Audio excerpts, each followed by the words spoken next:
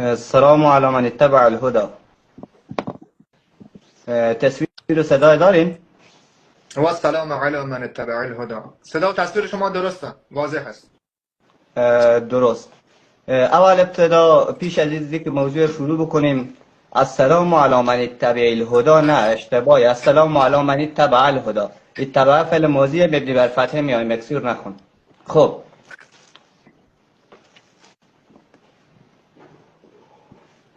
صدای دارین؟ صدای شما درست است. صحبتایتان شروع شده؟ خب من به مدت 5 دقیقه یک مقدمی در مورد توحید از دیدگاه اهل سنت بیان میکنم. ان شاء الله باز شما باز میتونید مقدمه خود بیان بکنید و باز میرین سر اصل موضوع. بسیار خوب. 5 دقیقه زیاد هست، 3 دقیقه درست هست و ان شاء الله نیست، ان شاء الله هست. ان شاء الله. خب بسم الله الرحمن الرحیم. اول تعریف توحید از دیدگاه اهل سنت و الجماعت. توحید در لغت از مصدر از باب تفعیل هست، به معنای یکتا پنداشتن الله متعال. و در اصطلاح علامه ابن تیمیه رحمه الله تعالی در کتاب مجموع فتاوای خود جلد اول صفحه 24 چنین تعریف میکنه: افراد الله تعالی بالربوبیه والالوهیه والاسماء والصفات. علامه ابن تیمیه رحمه الله توحید به سه دسته تقسیم میکنه، به سه قسم تقسیم میکنه. توحید ربوبیت یعنی افراد الله تعالی بالخلق والملك والتدبير، ای ان الله هو الخالق والمدبر لهذا الكون وحده ولا شريك له في ذلك. دوم توحید الوهیت که بدو توحید فی العباده میگن يتعلق بافراد الله تعالی بالعباده، فلا يجوز صرف اي نوع من انواع العباده لغير الله مثل الدعاء والخوف والرجاء والتوكل. صدای دارین؟ صدای شما درست است. خب توحيد الأسماء والصفات يعني إثبات ما أثبته الله لنفسه من الأسماء والصفات من غير تحريف ولا تعطيل ولا تكييف ولا تمثيل. مجموع فتاوای ابن تیمیه رحمه الله جلد اول صفحه 24 الی 29 اینها ذکر کرده. همچنین کتاب الایمان صفحه 7 الی 10 از علامه ابن تیمیه رحمه الله اینها ذکر کرده. باز خود توحید فی العباده باز به سه قسم تقسیم میشه. توحید فی الالوهیه، ما یک توحید فی العباده داریم، توحید فی الدعا داریم، توحید فی الحکم داریم، یعنی که شارع و قانونگذار فقط و فقط الله متعال، کسی دیگری حق قانونگذاری نداره.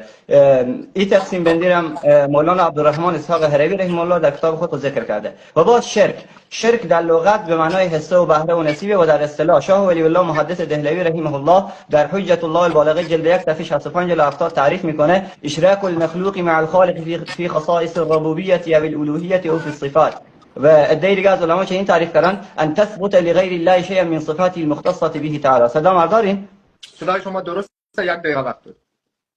خب اقسام شرک ابتدا به دو قسم تقسیم میشه: شرک اعتقادی داریم، شرک عملی داریم. شرک اعتقادی مربوط به عقیده انسان میشه، یعنی مربوط به مسائل اعتقادی هست و او بر 4 قسمه. اول شرک فی العلم، یعنی که اثبات علم غیب برای غیر الله. اگر کسی بگه غیر از الله متعال کسی علم غیب داره، او مرتکب شرک فی العلم شده. الله متعال در سوره مبارکه انعام آیه 73 میفرماید: و عنده مفاتیح الغیب لا یعلمها الا هو. سوره انعام آیه 59 نیز اشاره به موضوع شرک فی العلم داره. و الله متعال در قرآن کریم از غیر الله علم غیب نفی کرده و در سوره مبارکه سبع آیه 14 میفرماید: اعوذ بالله من الشیطان الرجیم فلما خر تبینت الجن ولو كانوا يعلمون الغیب ما لبثوا فی العذاب المهین. و همچنین در آیات دیگری هم الله متعال ذکر کرده که باید بعدا به تفصیل می‌پردازه. قسم دوم شرک فی تصرف هست، سوم شرک فی الدعا و چهارم شرک فی العباده هست که هر کدوم از خود مسائل خاصی داره که باید بعدا اونها می‌پردازیم. 3 دقیقه ختم شد. شما هم یک مقدمه کوتاه در مورد توحید و اقسام موضوع از دیدگاه روافض داشته باشید. بسم الله الرحمن الرحیم. اللهم صل علی محمد و آل محمد و عجل فرجهم و لعن اعداءهم اجمعین. با نام یاد الله سبحانه و تعالی عز و جل شروع میکنیم مطلب خود را در باب توحید. این جلسه در خدمت شما هستیم با موضوع توحید در نزد جماعت موسوم به اهل سنت و شیعیان امامیه یا همان روافضی که الحمدلله رب العالمین در ذی لقب افتخار میکنیم. علی ای حال در نزد شیعیان الله سبحانه و تعالی و انواع و اقسام توحید از برای الله سبحانه و تعالی همان گونه که در کتاب توحید از شیخ الصدوق رحمه الله در صفحه 299 بیان شده. الله سبحانه و تعالی و عقیده امامیه در مورد الله سبحانه و تعالی بدین گونه هست که ان الله تبارک و تعالی لیس بجسم، الله سبحانه و تعالی جسم نیست. یعنی هر گونه عقیده ای که انسانی داشته باشه و او در از او عقیده الله سبحانه و تعالی در جسم تشبیه بشه، این عقیده باطل هست. و الله سبحانه و تعالی شبیه و نظیر، مثل و مانندی نداره. یکی دیگر از مطالبی که قابل توجه هستند. و در جای دیگر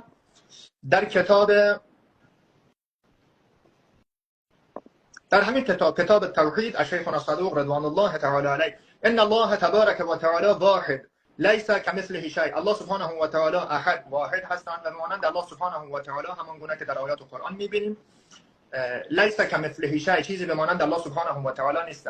خارج عن الحد، از برای الله سبحانه و تعالی حد و حدود ذکر نشده و عقیده در حد داشتن در نزد مشیعیان امامیه، کسی که عقیده در حد داره یعنی چی؟ یعنی اگر کسی الله سبحانه و تعالی را محدود در چیز بدانه، مثل زمان، مکان، جسم، حجم، اندازه، هر کدوم از این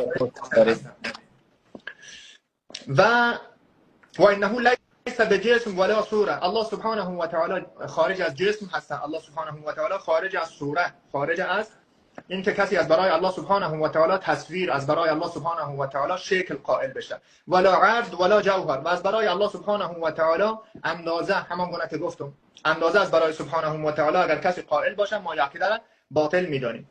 اما ایشان تقسیم بندی، انواع تقسیم بندی را از دیدگاه ابن تیمیه بیان کردن. ابن تیمیه عزیزان دل نه صحابه هستن، نه تابعین هستن و نه تابع تابعین. وقت شما 3 دقیقه شما تکمیل شد. اگه تایم 3 دقیقه شما تکمیل. خیر، از تایم از من مانده، شما نمیدونم با کدام تایم اندازه گیری میکنید. از تایم از من 10 ثانیه مانده. علی ای حال و شما بیشتر از 3 دقیقه صحبت کردید، 3 دقیقه و 14 ثانیه صحبت کردید و در نظر از ما هم هست. پس راجع به این مطالب خواهش میکنم که صحبت نکنید که بحث به حاشیه میره، وقت الکی گرفته میشه. حالا ای حال من صحبت خود کامل میکنم بدین شکل با سوالی که از ایشان دارم. همین انواع تقسیم بندی توحیدی که بیان کردید من از ایشان میخوام که از رسول خدا صلی الله علیه و آله و سلم، صحابه، تابعین یا تابع تابعین برای از ما ذکر بکنن، چرا که ابن تیمیه نه از صحابه نه از تابعین و نه از تابع تابعین هستن. بفرمایید. پیش از اینکه به این موضوعات بپردازیم میریم سر اصل موضوع.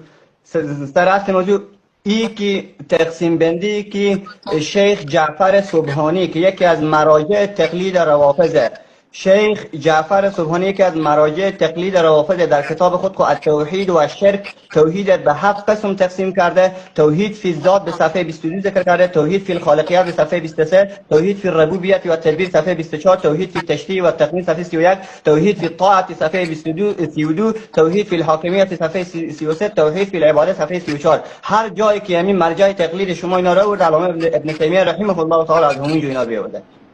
ما هو جوابكم فهو جوابنا. ایشان میان نه این مطلب پاسخ به سوال ما است. شما ادعای پیروی از پاسخ بود. مرجع تقلید شما شیخ جعفر سبحانی به 7 قسم تقسیم میکنه که این هر 7 قسم را ابن تیمیه ذکر کرده. از کجا ثابت میکنه؟ سخنان اعتقادات شیخ جعفر سبحانی بر ما دلیل نمیشه و ما اعتقادات خود از افرادی مثل شیخ جعفر سبحانی، مکارم شیرازی یا هر کسی که باشه نمیگیریم. گوش کن صدا ترمه دارم که تو گفتی چیزی که از کتب اهل سنت نقل میشه باید تو قبول بکنی، چیزی که از کتب اهل تشیع نقل میشه من قبول میکنم. حالی میشه از مرجع تقلید شما واسه که منتشر قبول میکنید. اما قرار نیست هر کسی که در نام شیعه بود شما او را مرجع یا هر چیزی بدانید، هر کتاب و هر اعتقادی که نوشت بر ما حجت. گوش کن، تو کسی نیستی که مرجع تعیین کنی، مرجع تشیع تو تعیین نمیکنی. این مرجع تشیع. خب خیر ایشه پردازی نمیکنه. دیگه ایشه پردازی نمیکنه. شما هو جواب صحبت من را قطع نکنید. شما حرفایتون را زدید و من شنیدم. خارج از وقت من برای شما تایم نگرفتم. خارج از وقت مطالب خود راجع به جعفر سبحانی یا هر کسی دیگه ای گفتید، حالا باید بشنوید و بعد از این تایم ها 5 دقیقه‌ای میشه و موظف هستن طرفین که سوال طرف مقابل را پاسخ بدن. حالا ایه حال گوش بدید. اینکه جعفر سبحانی یا هر کس دیگه ای هر کتابی نوشته باشه لزوما اینکه کسی در نام شیعه کتابی می‌نویسه بر ما حجت نیست. و من در گوشتی که در شما فرستادم من منکر از این نیستم، به مانند صحبت‌هایی که شما کردید و از خیلی‌هاشون منکر بودید. حالا یه حالو بحثا بین ما و شما میمانه و اگر لازم باشه من ذکر میکنم که شما از اول اینکه تحدی رو آغاز کردید چقدر از بحث‌های خود منکر شدید، چقدر از صحبت‌های خود و قول خود برگشتید. حالا ای حال جعفر سبحانی یا هر کسی دیگه در نزد از ما فی نفسه حجت نیست مگر اینکه دلیلی از قرآن و سنت که همان افعال رسول خدا صلی الله علیه و آله و سلم، کلام رسول خدا صلی الله علیه و آله و سلم و اهل بیت علیهم السلام زده باشه. حالا سوال من از شما این بود که آیا ابن تیمیه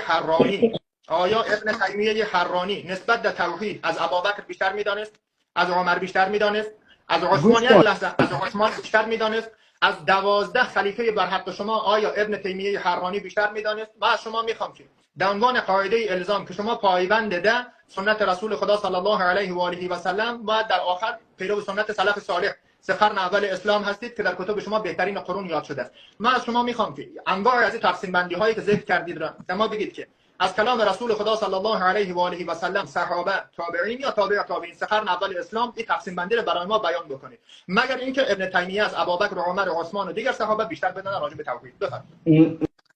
نه خیر، تقسیم بندی که میشه این تقسیم بندی بر اساس برداشت ها از آیه قرآن کریم هست. یعنی این تقسیم بندی بر اساس آیات قرآن کریم و اینها چیزی نیست که از پیش خود علامه ابن تیمیه رحمه الله ذکر کرده باشه. او فقط گرفته آیات قرآن کریم به ترتیب اونها رو تقسیم بندی کرده، انواع و اقسام شرکی که بعد از حضرت ابوبکر و حضرت عثمان و حضرت علی رضی الله تعالی عنهم اجمعین، از همگی بعد از اونها وقتی که انواع و اقسام شرک ها ایجاد شد، هر آیه که به رد همو شرک می پرداخت، همو آیه مثلا ای شد این آیه در رد شرک فی العلم، این آیه در رد شرک فی تصرف، این آیه در رد شرک فی الفلان. این آیات فقط علامه ابن تیمیه و امثال از و همچنین همین کسی که مثل شیخ سبحانی که ذکر کردم که تو اور به باد فنا دادی، مرجع تقلید خود خود به یک آن واحد بذاری و باد هوا کردی، او و این افراد اینا کسایی هم که در مقابل عقیده ها آیات تربیه و استاد کردن که همین آیه به رد همین عقیده، نه که اینا از پیش خود بیان تقسیم بندی های جور کرده باشن و از این تقسیم بندی ها مثلا حضرت ابوبکر و عمر و اینها خبر نباشه. برای اینا موضوعات حاشیه‌ای گوش کن، 5 دقیقه قرار بود هر کس تقسیم بندی ها خود بیان بکنه، بعد از اون میاد اصل موضوع که حال من موضوع اول مطرح کنم ان شاء الله بحث شروع میشه. حالا صحبت کردید، صحبت باید بشنوید.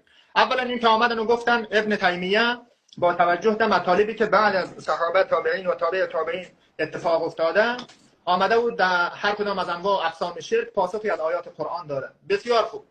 و آمدید و در ادامه گفتید که کسی به نام جعفر سبحانی که مرجع تقلید باشه فلان و بسمدان، این ادبیات مناسب شما نیست که برباد کردی و فلان. من از شما انتظار بیشتری دارم، چرا که شما را اهل علم میدانستم. حالا ای حال عزیزان دل، همان گونه که در نزد جماعت مخالف کلام الله سبحانه و تعالی ظاهرا که همین گونه هست، حجت هست، در نزد از ما هم کتاب الله سبحانه و تعالی و اهل بیت رسول خدا صلی الله علیه و آله و سلم حجت هست. بنابراین اینکه جعفر سبحانی یا هر کس دیگه‌ای فی نفسه صحبتی را بکنه، در باب برداشت خود از دین چیزی را بیان بکنه یا مطرح بکنه، ایشان باید بدانند که او بر ما حجت نیستن. همان گونه که اگر کسی بدون دلیل صحبتی بکنه، ولو در ظاهر سنی، شیعه یا هر فرقه دیگه‌ای باشه، صحبت از او، سخن از او در خوری خود حجت نیست. حالا ای حال پس ما خواسته بودم که انواع و اقسام توحید، نه چیزهایی که بعد از صحابه، تابعین و تابع تابعین اتفاق افتادن، همان انواع و اقسام شرکی که در زمان رسول خدا صلی الله علیه و آله و سلم، ابوبکر، عمر، عثمان و دیگر 12 خلیفه اتفاق افتاده، آیا اونها نسبت از او شرک هایی که در اون زمان بوده، آیا دستبندی از توحید ارائه کردن یا نکردن؟ من نگفتم که مطالبی که بعد